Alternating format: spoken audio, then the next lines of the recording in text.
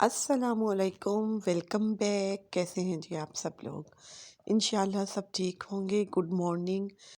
और उम्मीद करती हूँ आपके रोज़े भी बड़े अच्छे जा रहे होंगे क्योंकि मौसम बहुत ठंडा है। और जी आज है 8वां रोज़ा अल्हम्दुलिल्लाह। और आज थोड़ी सी मेरी भी तबीयत ख़राब है। थोड़ा सा रात को टेम्परेचर था और मुझे आमना की भी तबीयत ख़राब लग रही थी। थोड़ा सा मैंने फ़ैन ऑन किया तो थोड़ा सा इसको टेम्परेचर हो गया, तो फिर मैंने आमना और अबू ज़र को स्कूल भेज दिया है और आमना को मैंने स्कूल नहीं भेजा। तो बस जी दिन का आगाज़ करते हैं और अल्लाह पाक से दुआ करते हैं कि इस रमज़ान के बाबरकत महीने के सदक़े हमारे तमाम गुनाह को माफ़ फ़रमाए अल्लाह पाक। आमीन सुम्मा आमीन। और जी मैंने यहाँ जो डोर है रूम का वो भी खोल दिया है। अल्हम्दुलिल्लाह मौसम बहुत अच्छा हो गया है। जैसे ही रमज़ान शुरू हुआ है तो अल्लाह पाक ने हमारे लिए बेहतरी कर दी। हम मुसलमानों के लिए मौसम बहुत ज़बरदस्त हो गया है। तो यहाँ पर जी आमना को उठाते हैं और उसके बाद फिर आमना का नाश्ता बनाते हैं और रूम को भी अभी सेट करना है। कल जी मेरी मेड कह गई हैं कि वो नहीं आएंगी क्योंकि उनको कुछ काम है घर में। तो बस फिर जल्दी से काम स्टार्ट करते हैं। जिस दिन बहुत ज़्यादा काम होते हैं उस दिन ही मेड नहीं आती। और आज मेरी तबीयत भी काफ़ी ख़राब है, ऐसे सुस्त सी हो रही थी, कोई काम करने को दिल नहीं कर रहा था।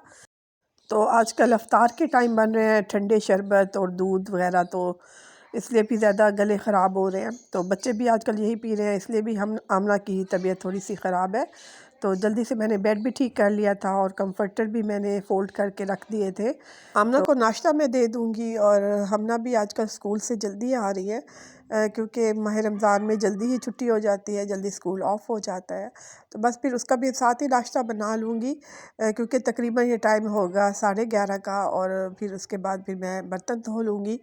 और बस आमना का सबसे फेवरेट जो नाश्ता है वो एग और पराठा होता है। और हमना कह रही थी कि मामा मुझे सालन जो है कल बनाया था साग, तो वो मुझे दे दे पराठे के साथ। तो इनको तो मैंने नाश्ता दे दिया था। उसके बाद बर्तनों की बारी थी।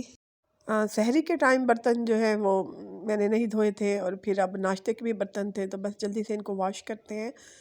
तो उसके बाद फिर लगाएंगे बाहर से झाड़ू और बस यही रूटीन होती है। बल्कि रमज़ान में ज़्यादा ही काम हो जाते हैं। खैर से माह रमज़ान में रोज़े के साथ बस ये होता है कि जल्दी जल्दी से काम करें और फिर कुकिंग भी करनी होती है। अफ्तारी की भी तैयारी करनी होती है। तो क्योंकि अगर खाना ना बनाए ना तो फिर अफ्तार में सॉरी सहरी में दिल चाहता है कि कोई पराठा या सालन हो, इस किस्म की चीज़ें, क्योंकि रोज़ रोज़ चने भी नहीं लिए जाते। वैसे हमारे घर के साथ चने भी मिलते हैं और बच्चे तो वैसे दही के साथ खा लेते हैं। अबू ज़र आजकल खैर से रोज़ा रख रहे हैं तो फिर दही जो है वो फिर बाहर से आ जाती है, लेकिन मेरा दिल चाहता है कि सालन हो। फिर हस्बैंड भी यही कहते हैं कि घर के सालन के साथ सहरी करेंगे। तो बस फिर जल्दी से मैं खाना बना लेती हूँ। उसके बाद फिर आजकल गैस की लोड शेडिंग भी बहुत ज़्यादा हो रही है, तो गैस का इशू चल रहा है। तो फिर जैसे ही अफ्तारी के थोड़ी देर पहले ही गैस आती है तो मैं फिर अफ्तारी की तैयारी कर लेती हूँ। तो बस जी जल्दी से यहाँ पर बर्तन धोते हैं।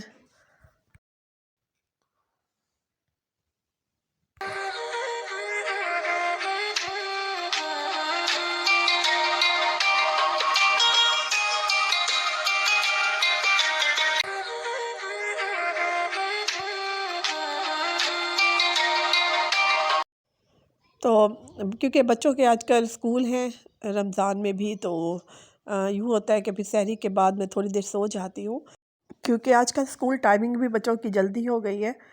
7:30 बजे इनका स्कूल हो गया है, तो तकरीबन मैं 6:30 उठ जाती हूँ।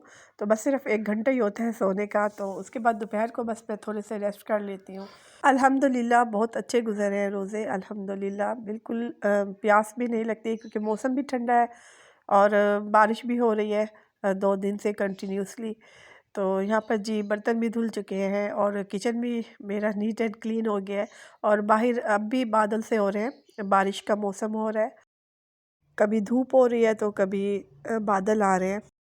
तो सहरी के टाइम ही मैंने चने भी भिगो दिए थे, जो सफ़ेद चने होते हैं, तो वो भी मैंने कुकर में चढ़ा दिए हैं। बस वो भी बॉयल हो जाएंगे जल्दी से।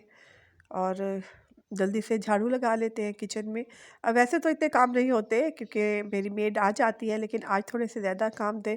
कल ही वो कह कर गई थी, उनको कोई ज़रूरी काम था, तो बस यही रूटीन है आजकल। तो यहाँ पर जी मैंने ग्रॉसरी मंगवाई थी, तो कुछ चीज़ें कम हुई हुई थी तो वो मैंने मंगवा ली है, क्योंकि अभी मंथली ग्रॉसरी तो 1-2 दिन के बाद ही आएगी, तो कुछ चीज़ें कम हुई हुई थी तो वो मैंने मंगवा ली है। तो ये भी थोड़ा-सा सामान 2500 का है, तो इतनी महंगाई है।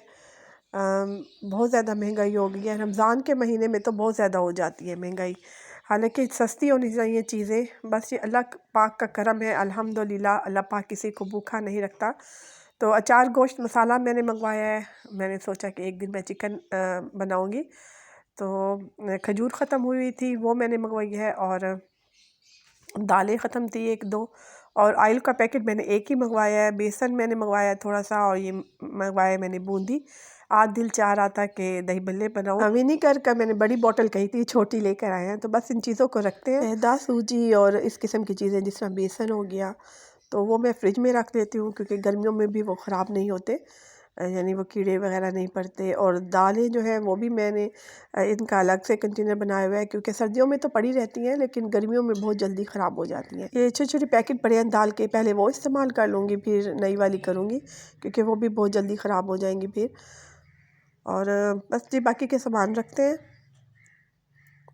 अच्छा जी, अभी रोज़े को देर थी, इफ्तारी टाइम में काफ़ी देर थी, तो मैंने सोचा कि किचन नीट एंड क्लीन कर लूँ, क्योंकि जो काम रह गए थे रमज़ान से पहले, अभी भी कुछ काम थे वो मैंने नहीं किए थे। ओवन के पीछे मैंने बिल्कुल क्लीनिंग नहीं की थी, तो ओवन को मैंने हटा लिया था यहाँ से। और ओवन सामने से तो मैंने साफ़ कर लिया था, लेकिन जो बैक साइड है ओवन की वो काफ़ी ख़राब हुई थी, और जहाँ पर ओवन रखा हुआ था वो जगह भी काफ़ी ख़राब हुई हुई थी।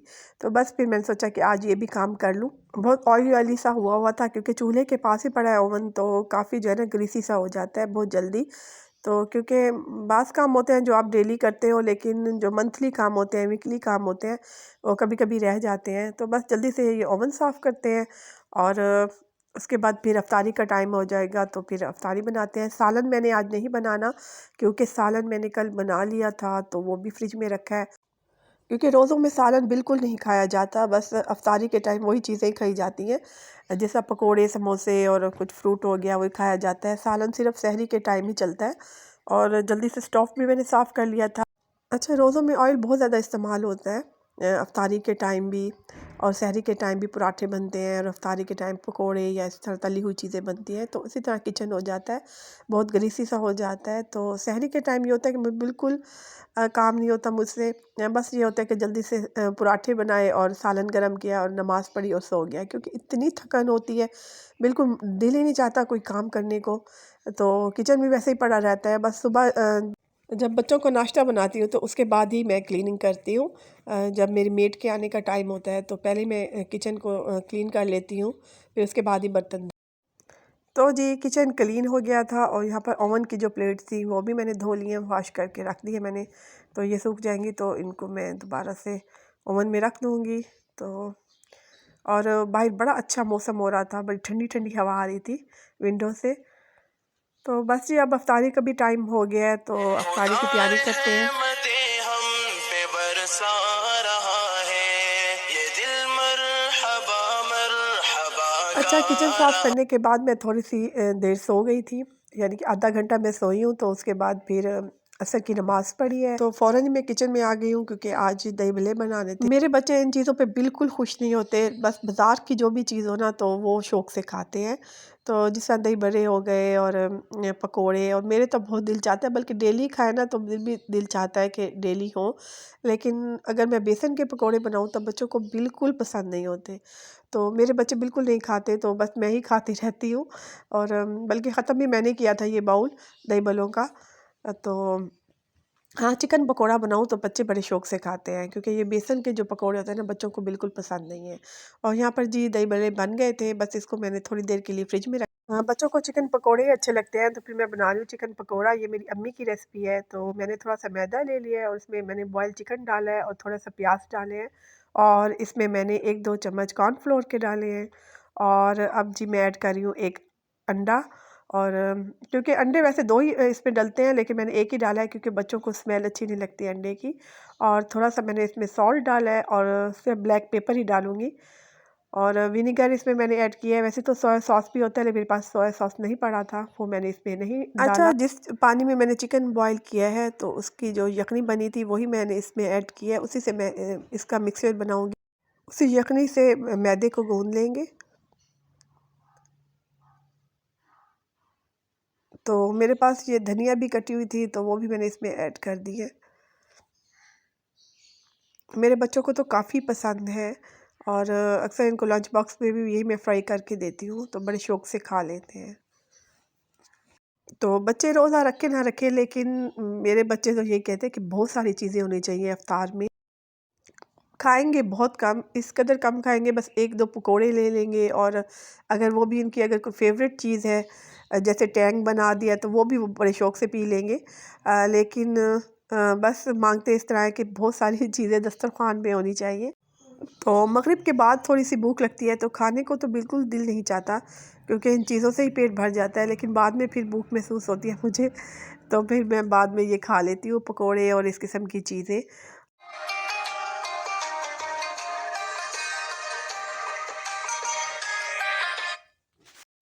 रोज़े के साथ मेरा जो फ़ेवरेट ड्रिंक है वो ये दूध है। मुझे काफ़ी अच्छी लगता है क्योंकि बाद में तो बिल्कुल नहीं पिया जाता। रात को दिल भी नहीं चाहता दूध पीने को, तो बस इफ्तारी के टाइम।